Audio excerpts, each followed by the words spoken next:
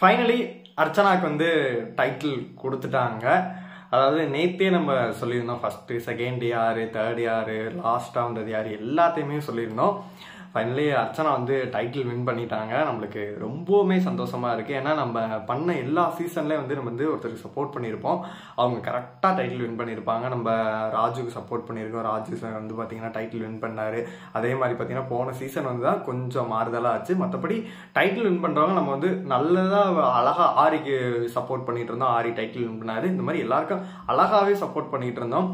இன்னைக்கான 6 மணிலேருந்து இப்போ வரைக்கும் கிராண்ட் ஃபினாலே வந்து சூப்பராகவே நடந்துகிட்டு இருந்துச்சு. அது எல்லாமே பார்த்தீங்கன்னா நம்மளுக்கு கிரிஞ்சா இருந்துச்சு ஒரு சில விஷயங்கள். அதுலேயும் அந்த கண்டஸ்டன்ட்லாம் இருக்காங்களா, அவங்களோட வன்மம் எல்லாம் அப்படி இருக்கு.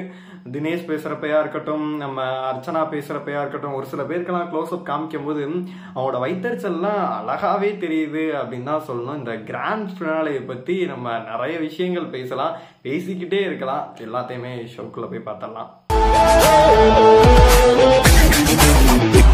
ஹாய் மக்களே, நான் உங்க விஜய் ஷாம்.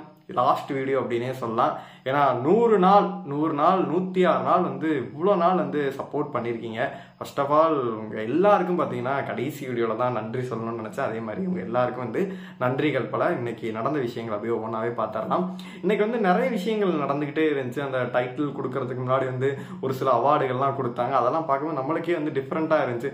ஏன்னா இந்த மாதிரி அவார்ட்லாம் கொடுக்குறாங்க அப்படின்னு சொல்லிட்டு கமலஹாசன் உள்ள போயிட்டு அவங்கள்ட்ட பேசுகிற விதங்களாக இருக்கட்டும், இவ்வளோ நாள் அவர் வந்து வச்சு செஞ்சாங்கல்ல. அதாவது இப்போ அவரை பார்க்கும்போது நம்மளுக்கே ஒரு மதிப்பாக இருந்துச்சு. அதாவது இவ்வளோ பெரிய ஆள் வந்து டவுன் டு எர்த்தாக வந்து இறங்கி வந்து இவ்வளோ கண்டஸ்டண்டோட உட்காந்து பேசிகிட்டு இருக்கும் போது அவங்களுக்கு அவ்வளோ பெரிய மூமெண்ட்டாக இருந்துச்சு அப்படின்னு தான் சொல்லணும். அதுக்கப்புறமேட்டு ஒருத்தருக்கு அவார்டெல்லாம் கொடுத்துக்கிட்டு இருந்தாரு. ஒரு சில பேருக்கு வந்து பேசிகிட்டு இருக்கும்போது இப்போ தினேஷ் வந்து ஒரு விஷயங்கள் வந்து உள்ளே இருந்து வீட்டுக்குள்ளே இருந்து ஷேர் பண்ணிட்டு இருக்காரு. அப்போ விசித்ரா ஃபேஸை காட்டும் போது பார்த்தீங்கன்னா இன்னும் வன்மத்துல தான் அந்த அம்மா இருக்கு. இன்னும் ஃபைனல் வரைக்கும் வந்துருச்சு. அந்த அம்மாவெல்லாம் வெளியில் அனுப்பிச்சு உண்மையிலே கரெக்ட் அப்படின்னே சொல்லலாம். பார்த்தீங்கன்னா வெளியில் அனுப்பிச்சு அதெல்லாம் திருந்தவே மாட்டேங்குது அப்படின்னு தான் சொல்லணும். அப்போ வந்து ஒவ்வொருத்தரா வெளியில இது பண்ணணும். இந்த வருஷம் நிறைய விஷயங்கள் வந்து பிக் பாஸ் வந்து மனுஷன் பேசிக்கிட்டே இருக்காரு. அதாவது ஒரு சில சீசன்லாம் கொஞ்சமா தான் பேசுவாரு. இந்த சீசன்ல அதிகமாவே பேசுறாரு. இறங்கி பேசிக்கிட்டு இருந்தாரு.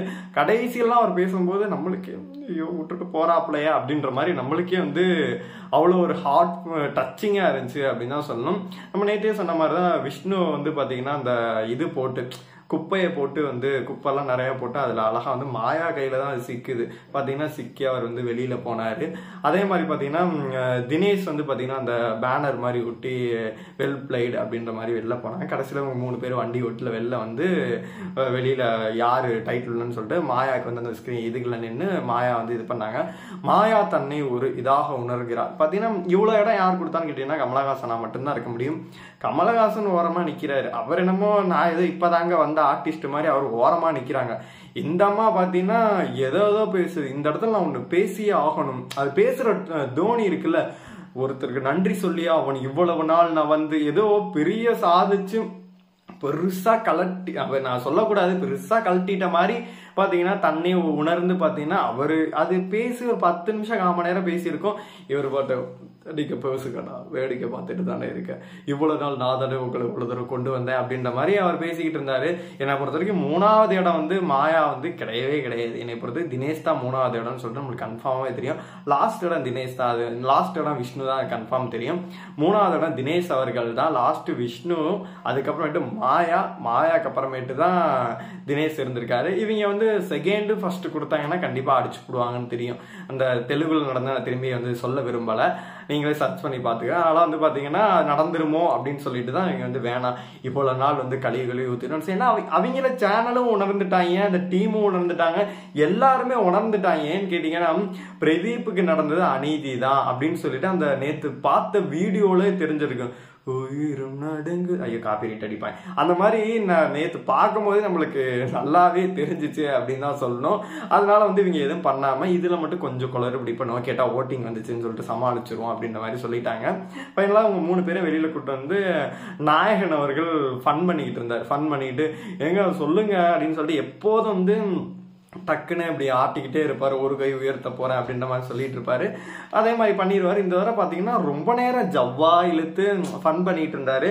அது பார்க்க நம்மளுக்கு காண்டா தான் இருந்துச்சு. ஐயா கொடுத்து விட்டு போங்க, நம்மளுக்கு ஊர் உலகத்துக்கே தெரியும். நம்ம ராஜு சீசன்லேயே பார்த்தீங்கன்னா ராஜு தான் டைட்டில் வின்னர்னு சொல்லி நம்ம முன்னாடியே சொல்லியிருப்போம். ஆரி சீசன்லேயே பார்த்தீங்கன்னா ஆரி தான் டைட்டில்னு சொல்லிட்டு நம்மளுக்கு முன்னாடியே தெரிஞ்சிடும். மக்களோட ஓட்டிங் பிரகாரம் நம்மளுக்கு முன்னாடியே தெரிஞ்சது இவங்களுக்கு தான் கொடுக்க போறாங்கன்னு சொல்லிட்டு அதுல ஏயா அப்படின்ற மாதிரி தான் இருந்துச்சு. அப்புறம் ஒருத்தவங்களை பத்தி நான் சொல்லியே ஆகணும். அதாவது தானை தலைவி வனிதா அவர்கள் நேத்து முதற்கண்டு பாத்தீங்கன்னா கதறல், அவ்வளோ ஒரு கதறல், அவ்வளோ ஒரு வன்மம். இந்த ஆயாவோட ஃபேன்ஸா இருக்கட்டும், ஆயாவோட சப்போர்ட்டர்ஸா இருக்கட்டும், வனிதாக்காவா இருக்கட்டும், பாத்தீங்கன்னா சமூக வலைதளங்கள் ஃபுல்லா நேற்று ரிவ்யூல எல்லாம் இந்த பொண்ணு பிஆர் செட் பண்ணிருச்சு, இந்த பொண்ணு அது பண்ணிருச்சு, இந்த பொண்ணு மாட்டிக்குச்சு அப்படின்னு சொல்லிட்டு கதறல். அதாவது சத்தியமா ஒத்துக்க முடியல. எனக்கு நேத்தே அவங்களோட கதறல் வந்து அப்படி இருந்துச்சு, பார்க்க வந்து கொண்டாட்டமா இருந்துச்சு. இன்னைக்கெல்லாம் அக்காவோட ரிவ்யூக்காக தான் நான் வெயிட் பண்ணிட்டு இருக்கேன். என் அக்கா என்ன சொல்ல போறாங்க, என்ன கதற போறாங்க அப்படின்னு சொல்லிட்டு நான் பார்க்க போறேன். அடுத்த வருஷம் நான் இதுக்கப்புறம் நான் ரிவ்யூ பண்ணலாம் அப்படின்ற மாதிரிலாம் அக்கா சொல்றாங்க. தயவு செஞ்சுக்கா பண்ணாதீங்க. நான் இந்த சமூகத்துக்கு ஒரு நல்லதுன்னா நீங்க ரிவ்யூ பண்ணாம இருக்குது. ஏன்னா நீங்க காசு வாங்கிட்டு தான் பண்றீங்க. அதுக்குன்னு சொல்லிட்டு ஒரு அநியாயம் பண்றவங்களுக்கெல்லாம் நீங்க சப்போர்ட் பண்ணிட்டு நீங்க சொம்படிக்கிறதுக்கு நீங்க ரிவ்யூவே பண்ண வேணாம். உங்க பொண்ணு உள்ள போனதுக்கு ஒரு பொண்ணு வந்து ஒருத்தர் சப்போர்ட் பண்ணி அனுப்புது, இவங்க சொல்லி வேற அனுப்புறாங்க. அதெல்லாம் நம்மளுக்கு பச்சையாவே தெரிஞ்ச அந்த வீடியோக்கெல்லாம் எல்லாமே பார்த்து நம்ம வந்து அவ்வளவு ரசிச்சுக்கிட்டு இருந்தோம் அப்படின்னு தான் சொல்லணும். பச்சையா மாட்டிக்கிட்டாங்க.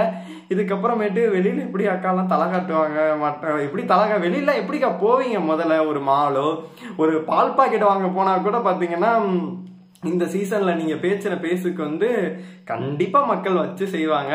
அக்கா அதெல்லாம் தொடச்சிட்டு போயிடுவாங்க. கேட்டா வந்து அக்கா பிஆர் எல்லாம் பண்ணதே கிடையாது, அக்காவுக்கு பிஆரே கிடையாது, அக்கா வந்து அவ்வளவு பெரிய லெஜண்ட் அப்படின்னு தான் சொன்னோம். சரி, அக்காவை பத்தி பேசினா பேசிக்கிட்டே தான் இருக்கணும். அப்புறம் ஃபைனலி பாத்தீங்கன்னா 2 பேர் வந்து அவர் ஃபன் பண்ணிக்கிட்டுலாம் இருந்தாரு. அதன் பிறகு வந்து ஒருத்தர் இது பண்ணணும் போயிட்டு கேட்டு வந்து ஏதோ ஃபன் பண்ணிட்டு பாத்தீங்கன்னா அர்ச்சனாவுக்கு வந்து டக்குன்னு கையை தூக்கிட்டாரு. அப்புறம் அர்ச்சனாவா இருக்கட்டும், மணியா இருக்கட்டும், 2 பேர்த்திட்டையும் பேசும்போது பாத்தீங்கன்னா மணி சூப்பராகவே சொன்னாரு. அவர் வந்து ஒரு இதுல குத்தியே காமிச்சாரு. அதாவது பாத்தீங்கன்னா நான் ஒரு சில வெளியில போனவங்க வந்து ஒரு சில பேர் வந்து என்கிட்ட வந்து கரெக்டா சொன்னாங்க, ஒரு 2 பேர் தான், மத்தவங்க எல்லாம் எனக்கு அவ்வளவா சொல்லுன்னு சொல்லிட்டு அழகாவே சொல்லியிருந்தாரு. மணியோட அம்மா கூட பாத்தீங்கன்னா அழுதாங்க. அவங்க அப்பா இல்லைன்றனால எனக்கு ரொம்ப கஷ்டமா இருக்கு அப்படின்ற மாதிரி சொன்னாங்க. அது வந்து என்னால உணர முடியுது அப்படின்ற மாதிரி நம்ம நாயகன் அவர்களும் சொல்லியிருந்தாரு. ஃபைனலி வந்து அர்ச்சனா பேசிக்கிட்டு இருந்தாங்க. பேசிக்கிட்டு இருக்கும்போது பாத்தீங்கன்னா அவங்க நிறைய விஷயங்கள் சொன்னாங்க. சார், நான் முன்னாடி சொன்ன மாதிரிதான் சார், 2 வாரம் தான் சார், அதுதான் சார் நான் நினைச்சேன். ஆனா என்னை இங்க கொண்டு வந்து விடுவாங்கன்னு சொல்லிட்டு நான் நினைக்கவே இல்லை அப்படின்னு தான் சொல்லணும்.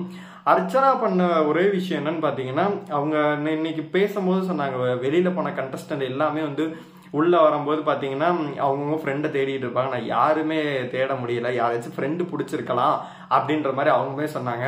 மாயாவா இருக்கட்டும், பூர்ணிமாவா இருக்கட்டும், அர்ச்சனாட்ட ஃப்ரெண்டு பிடிக்கலாம்னு நினைச்சது அவங்க தான் ஃபர்ஸ்ட். அவங்களே சொல்லியிருப்பாங்க. யார்கிட்டயுமே ஃப்ரெண்டு பிடிக்காம தன்னிச்சையாக விளையாண்டு சிங்கப்பெண்ணாக இருந்துதான் அர்ச்சனாக்கு இந்த டைட்டில் கிடைச்சிருக்க. கண்டிப்பா ஒரு டிசர்விங் பர்சன் அப்படின்னு தான் சொல்லணும். பிரதீப்புக்கு ஒரு அநீதி நடந்துச்சு. அது சேனலுமே உணர்ந்து அந்த ப்ரோமோலாம் எல்லாத்துலயுமே காமிச்சிட்டாங்க. அதுக்காக வந்து மக்கள் அப்படியே வந்து டோட்டலா ஒருத்தருக்கு சப்போர்ட் பண்ண ஆரம்பிச்சாங்க. அவங்க பேசின அந்த கிளிப்பிங் கூட இப்போ கூட வந்து பாத்தீங்கன்னா செம்மையா வைரல் ஆயிட்டு இருக்கு. சார், இவங்க பிரதீப்க்கு ரெட் கார்டு கொடுக்கும் போது பாத்தீங்கன்னா, சார் நான் பிரதீப்க்கு ரெட் கார்டு கொடுக்க விரும்பல சார், இவங்க இப்படி ஒண்ணு பேசுறாங்க சார், அங்கிட்டு போயிட்டு அவர் கூட இருந்து பேசுறாங்கன்னு சொல்லிட்டு சூப்பரா வந்து ஸ்லிப்பர் ஸ்டார்ட் மாதிரி பாத்தீங்கன்னா ஒரு விஷயங்கள் சொல்லியிருப்பாங்க. அதுதான் வந்து இப்போ வந்து செம்ம வைரலா பரவிட்டு இருக்கு. அந்த கும்பல்ல தூக்குன ரெட் கார்டு தூக்குனால எல்லாரையும் பாத்தீங்கன்னா சில்லறைய சதற விட்ட மாதிரி வந்து எல்லாருமே பாத்தீங்கன்னா வெளியில போயிட்டாங்க. மணி கொடுத்தாரு, ரவீனா பேச்சை கேட்டுதான் வந்து பாத்தீங்கன்னா அந்த ரெட் கார்டு கொடுத்ததுக்கான மெயின் ரீசனே பாத்தீங்கன்னா ரவீனாவோட இஷ்யூ, இந்த ஐஷு இஷ்யூ அப்படின்ற மாதிரி இவங்க எல்லாம் ஒரு பூ ஜோடிச்சு பண்ண விஷயம் தான். அதனால வந்து மக்கள் கொஞ்சம் ஹர்ட்டா இருந்தாங்க. இருந்தாலும் ஒரு நல்ல பர்சனை வந்து நல்லா விளையாடுறதுனாலதான் பாத்தீங்கன்னா அந்த ரவீனா போன பிறகு கொஞ்சம் இண்டிவிஜுவலா நல்லா விளையாண்டாரு. அதனாலதான் வந்து இவ்வளவு ஓட்டிங் வந்து அவரு ரன்னர் அப்பா வந்ததுக்கான சான்ஸ் அதிகமாவே இருந்துச்சு அப்படின்னு தான் சொன்னோம். மற்றபடி மற்ற எல்லாத்தையும் வந்து மாயா வந்து இவங்க சப்போர்ட்ல தான், மாயா நம்ம லிஸ்ட்லயே சேர்க்க வேணாம். மற்றபடி எல்லாருமே வந்து 99% எல்லாத்தையும் வெளில அனுப்பிச்சிட்டாங்க. ரெட் கார்டு கொடுத்த எல்லாருமே வெளியில போயிட்டாங்க. இந்த வெற்றி பாத்தீங்கன்னா நம்ம அர்ச்சனாக்கு எந்த அளவு சேருமோ அதே மாதிரி பாத்தீங்கன்னா பிரதீப்போட ரசிகர்கள் எல்லாமே பார்த்தீங்கன்னா அர்ச்சனாக்கு தான் சப்போர்ட் பண்ணிட்டு இருந்தாங்க. அவங்க எல்லாருக்குமே சேரும் அப்படின்னு தான் சொன்னோம். அப்புறம் அர்ச்சனா பேசும்போது அதையும் சொல்லியிருந்தாங்க, 2 வாரம் தான் தாக்கு பிடிப்பேன்னு நினைச்சேன், அது இவ்வளவு தூரம் வந்திருக்க மாட்டேன்னு நினைக்கவே இல்லை அப்படின்னு தான் சொன்னோம். நம்ம ராஜாராணி சீரியல்ல அவங்கள பார்க்கும் போதே பார்த்தீங்கன்னா ஒரு வில்லியா தான் அவங்கள பார்த்துருப்போம். இந்த பொண்ணு என்னடா இப்படி இருக்குன்னு சொல்லிட்டு நம்ம எல்லாம் திட்டியெல்லாம் கூட இருப்போம். ஆனா அவங்களோட ஒரிஜினல் கேரக்டர்ல தெரிஞ்சு சூப்பரா எல்லாத்தையும் கதற விட்டு இன்னைக்கு பாத்தீங்கன்னா பிக் பாஸ் சீசன் 7ஓட டைட்டில் வின்னராகவும் அவங்க ஆயிருக்காங்க. கண்டிப்பா இந்த நேரத்துல நம்மளோட டீம் சார்பா அவங்களுக்கு ஒரு சூப்பரான வாழ்த்துக்களை தெரிவிச்சுக்கும். 100 நாள் 106 நாள் பார்த்தீங்கன்னா நீங்கள் தொடர்ந்து நம்மளோட வீடியோக்கு எல்லாத்துக்கும் நம்ம சேனலுக்கு அவ்வளோ சப்போர்ட் பண்ணியிருக்கீங்க. உங்கள் எல்லாருக்கும் பார்த்தீங்கன்னா நெஞ்சார்ந்த நன்றிகள். அடுத்த வருஷம் நம்ம சூப்பராகவே ரிவ்யூ பண்ணுவோம். தொடர்ந்து உங்கள் ஆதரவு கொடுத்துக்கிட்டே இருங்க, நம்ம சேனல் கொடுத்துக்கிட்டே இருங்க. தொடர்ந்து உங்கள் லவ் அண்ட் சப்போர்ட்டை கொடுத்துக்கிட்டே இருங்க. இவ்வளோ நாள் ஆதரவு கொடுத்த எல்லா மக்களுக்கும், ஃப்ரெண்ட்ஸ் அண்ட் ஃபேமிலி எல்லாருமே அவ்வளோ சப்போர்ட் பண்ணியிருக்கீங்க. தெரியாத நண்பர்கள், தெரிந்த நண்பர்கள் எல்லாருமே அவ்வளோ சப்போர்ட் பண்ணியிருக்கீங்க.